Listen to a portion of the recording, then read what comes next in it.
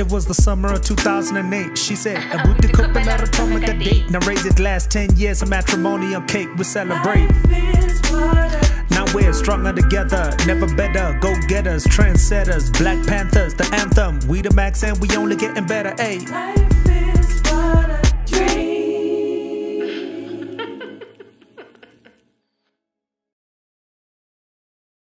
Question number 4. Should you give your spouse access to your phone, to all your social media accounts? Earlier on you said bank. What did you say? What Email. did you say? Emails. Yeah. You know, should you? Okay. 1, 2, 3. What did you say? Maybe. Yeah.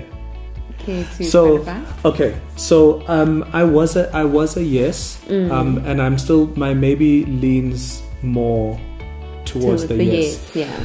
Absolutely. So my wife does have access to my phone.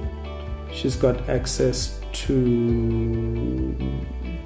I suppose she has access to my phone, which has access to my social media. And now your emails. Now my emails and so on and so forth, right? I think for me... oh, by the way, and it's the same the other way around. I have access to all of my wife's everything, right? I don't think that it should be a rule, though. Yes. So I think that it should be a mutual decision out of trust, you know, and respect and openness and transparency. But it's not a license for your partner to snoop. Yeah. I don't believe in snooping. No. I don't, because now you're opening up a... And if you're snooping, there's clearly a problem. Yeah, now you've got a problem. If you're snooping, not even you have a problem, clearly there's a trust issue. Yeah. So for me, like you're saying, I agree with you, babe. I don't think it should be... someone should be... Is it compelled? Compelled, or feel the compelled, or feel the need to share their passwords. But I think, for the sake of accountability, if you could volunteer if you could volunteer it, I think just for the sake of just being accountable, and I think it just puts the next person at ease. You know, where you're giving them access to your treasure, to your life, you know what I mean, and not for them to snoop, but for you to say, I trust you enough. Do you know what I mean? And and I mean, now I don't want to be asking you for your password every time I want to use your phone. You know, I want to use your camera. Like, hey, wait. Hold on, let me just. So now I want to take a picture of the kids. Yeah. You know, and now go password. You know, so for me, I agree with you. Yeah. You know, I think, like we said, you know, do what is comfortable to you and to your partner, and talk about these things.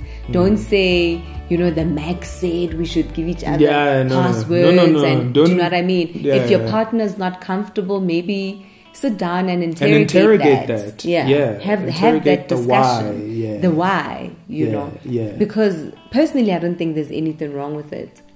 No, especially for the sake of transparency as well. Yes, I just don't. But don't put that. Don't put it as a rule. Yes. You know what I mean? It should be volunteered. It should be like, you know what, babe? You let somebody into your life. Yeah. You know what I mean? And you open up your life, and you're like, look. Yeah. You know, I want you to have access to all of me, to my heart, to my soul, to my body, to my social media, to my messages, to whatever. So it's really, you know, what you're then doing.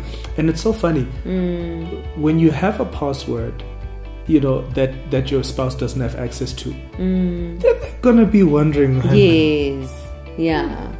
what is it that you don't want me to see? What's going on there? You know what I'm saying? Yeah. But if it's just Yeah. You know what I mean? I've got no idea what's happening in my wife's phone. I really don't. Like, Same. as if I do, it's because my wife she's not interested in learning how to. She's just like, maybe just do this thing for me quickly. You know what I mean? But apart from that, and babe, what you're saying is so true, because when you have access to your partner's life in that way, you know, you actually have no interest in what's going on in the socials, in the DMs, in the inboxes. Do you know what I mean? Because your partner knows that if you wanted to, you can. Yeah. Do you know what I mean? Yeah. So absolutely. Yeah. Cool. So, this is a very interesting one. We haven't spoken about this. Yeah, we haven't. We have. We haven't unpacked it. It was unwritten. It was unwritten. It was like 1 + 1. But it's good. It's good that we were together. So, should you share your marital issues / problems / challenges with your family or friends? Okay, I don't know what you're gonna say. Okay, wait. I think it kind of depends, but I'm just gonna go with what my love. Let me get ready. 1, 2, 3. What did you say? I wanted to say yeah. I was about to say it depends, but you go first. I'd say maybe, you know, our general rule in the home is to cover each other's nakedness. Yeah. You know, we are very protective of each other's integrity, each other's honor. You know, we are very jealous of, you know, how other people perceive us. Yeah. You know. So I think definitely protect your cover your partner, cover their nakedness. But sometimes I feel like we cover each other to our own detriment. You know, especially, for example, let's say someone is in an abusive relationship. You know, that should definitely be spoken about. You know, you should definitely be able to speak to your family, speak to your friends, say, you know, 1, 2, 3, you know what I mean? But I feel like there's certain issues that you can keep contained, incubate, and unless they get to a point where you're just not growing. You know, where 10 years ago, babe, we're still talking about the same thing. You know, then I think you could bring in a family member, you know. But what I do personally is I've got one of my closest friends, you know, Skips. Hey, shout out, love you. So Skips, you know, Skips, and my sister as well, you know. But I don't go to my sister a lot with some of our issues because she's still my sister, you know. So, you know, as much as my sister adores Lerato, by the way, you know, you are like her little brother, you know, but I'm still her sister, you know. So with Skips, with my friend, she always gives me perspective. So because I know that I can be a bit hot-headed,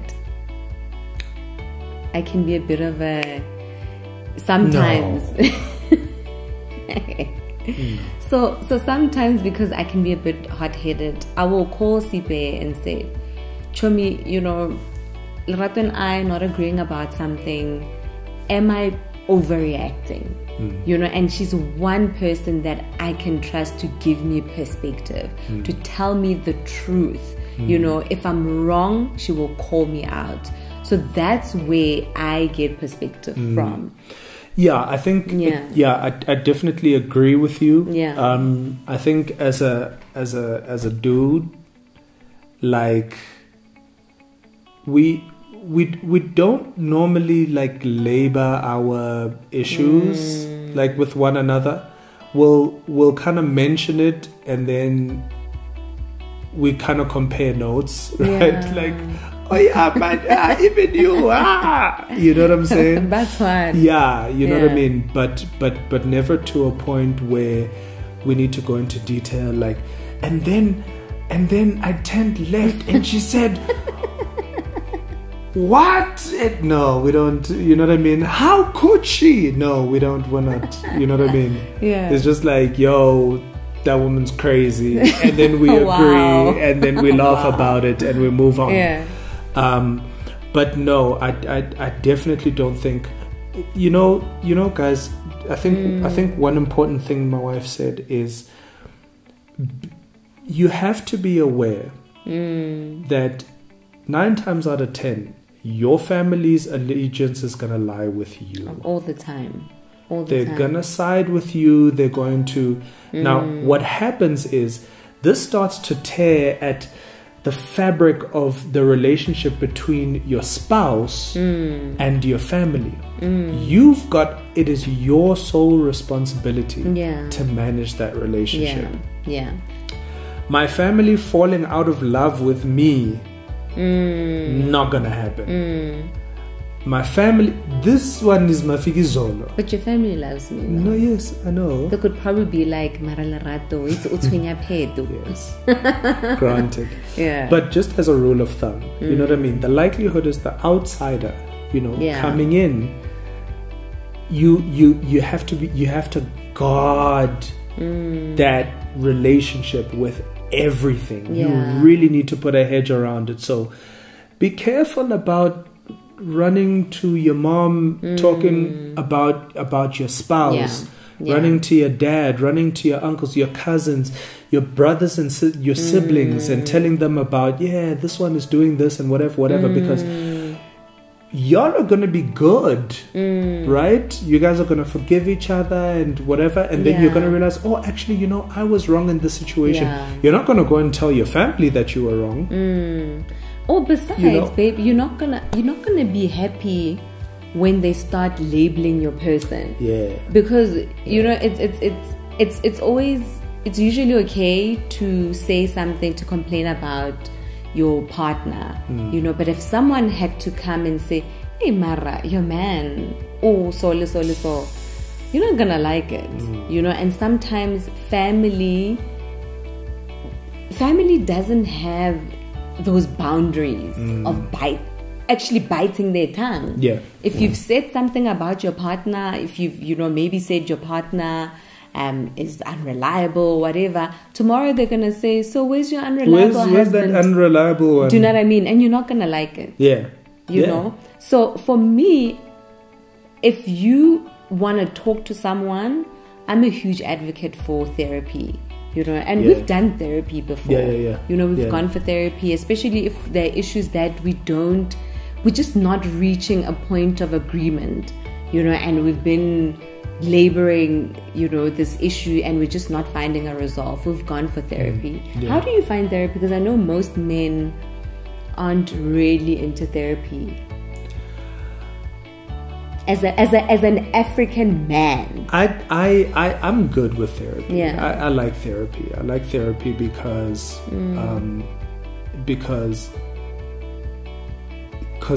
it's like, oh, so I'm not crazy. Therapy. When I'm in therapy with my wife, I'm like, oh, so I'm not crazy. I'm not losing my mind. So I'm good. I'm good with therapy. Shout out, doctor. Yeah, I'm good with therapy. No, but guys, no. On a serious note, let's normalize therapy. Let's normalize it. It's not something that I was exposed to until, when was the first time? 5 years ago. Yeah. I think when we hit the 5-year mark. It wasn't something that I was accustomed to, but when I went, I was like, this is good. Neutral party. To kind of guide the conversation, and every time we left therapy, we could have gone in a mess, like a complete mess, like falling apart. And we come out and we've fallen in love again. And we have fresh perspective. Perspective is everything. Perspective is everything. Yeah, Yeah. for sure. All right. Do you want to ask that last one? The Sorry. last Did you? one. Okay. Yes. The last one is: should you tone down the sexy once you get married? Oh yeah. Because this is what we tend to do, guys. So what we? Okay, wait. Okay, so let's answer. Wait. 1, 2, 3. What did you say? Yeah. Okay, so context, right? We had a quick chat about this earlier on. Guys, stop letting yourself go. Who's guys? Ladies and gents. Okay. Stop letting yourselves go, like, after you get married. You know what I'm saying? Like, you still have a responsibility to bring sexy back. Like, when your partner sees you, they need to be like, hey, man, hey, you know, I was guilty.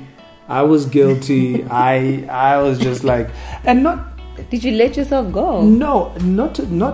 I wasn't so much about, like, a period. No, even before we got married. You were like, guys, my husband was a proper artist. Yeah. Like torn all stars, dirty all stars. Sure. There are a few items that I've thrown away. Like those are items that you couldn't even give. Like they were not pre-loved. They were not pre-owned, guys. So yeah, and that's a problem. That's a problem because my wife. I took it for granted because my wife was always on, you know, point, like you, like always, you know what I mean? But yeah, absolutely. But there's a flip side to it. Yeah.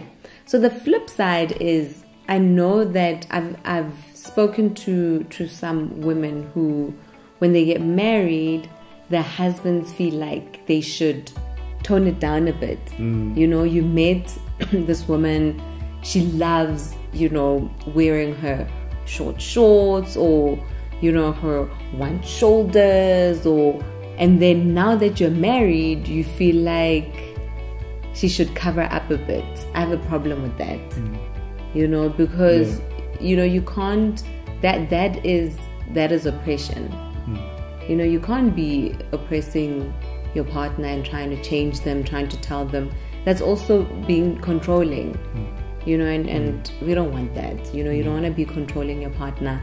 You know, you want them to be free to be who they want to be, to express themselves, and they should feel like they can.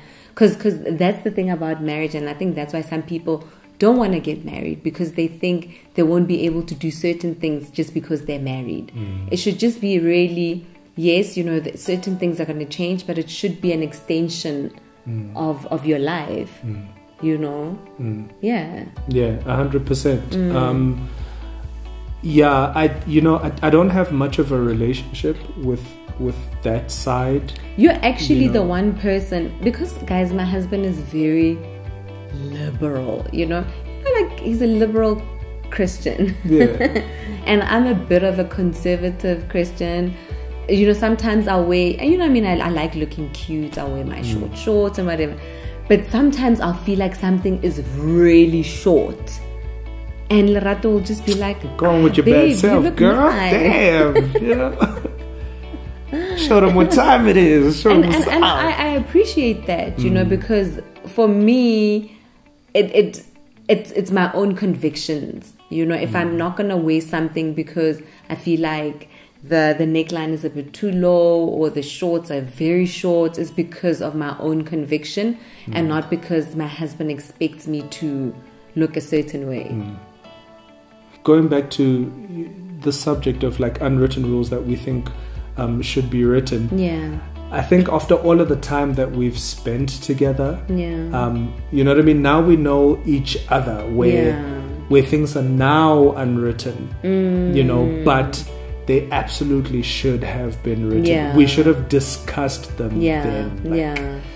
Like, like it's important to discuss these things, you know. You might think it's like a small thing, but you should and I mean, discuss it. I mean, babe, it took us a very long time to to get this 1 + 1 right, because it wasn't just always 1 + 1. Yeah. You know, but we had to learn, and there was a lot of discomfort and going back and forth and trying to appeal to each other, you know, to try and make, you know, the one person see each other's side. And, you know, I think growth is such a beautiful thing. Oh, yeah. You know, growth is that sweet spot that we spoke about, you know. So now I just know. Yeah, and you know, from that episode with the Makhs seniors, one of the things that really resonated with me was really go out of your way to try to understand your partner. Like, really go out of your way to try to understand them, because just the trajectory of your relationship is going to move forward so much quicker and smoother. You know what I mean?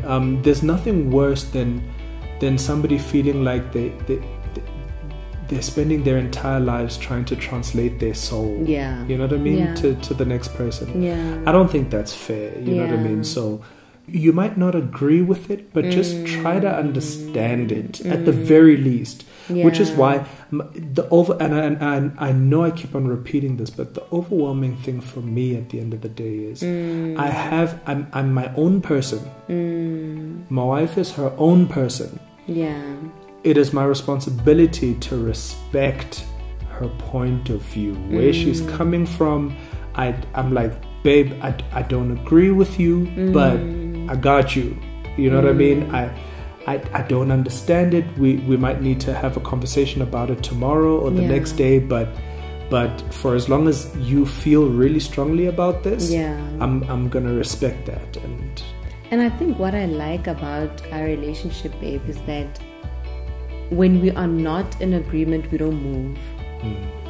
You know, we just don't move, you know, because we just feel like it's so important to have each other's blessing, you know. So if haridumelani, we will sit on it, you know, we'll get counsel, you know, we'll go for therapy. You know, I mean, the one time we went to therapy because my husband wants a motorbike, you know, and sometimes people think that you need to go to therapy when the wheels are coming off, when the relationship is hanging by a thread. No, normalize therapy. You know, you've wanted a bike for such a long time, and even now, you know, it's an idea that I'm still warming up to, but because it was so important to you, and I could see. You say it.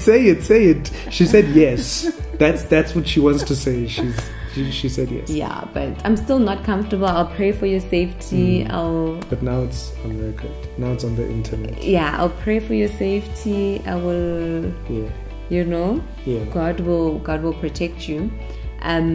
So we went to therapy for it because we were just not agreeing, and it was something that was a bone of contention in our marriage, and we would argue about it because, you know, he just felt like I was holding him back, you know. And I got to a point where I realized that I don't want this man to wake up one day and resent me and think, why did I marry this woman? Yeah, because I was going to resent you. But so example of some of the things that you can go to therapy for. You don't have to go to therapy because things are like, now it's a last resort. No, therapy shouldn't be the last resort. It should be. And you don't have to have issues as well when you go to therapy. So, you know, so have sessions, depending on you, once a month, once every 2 months, once every 3 months. You know what I mean? Just go there and check in with each other. You know what I mean? Just check in, like,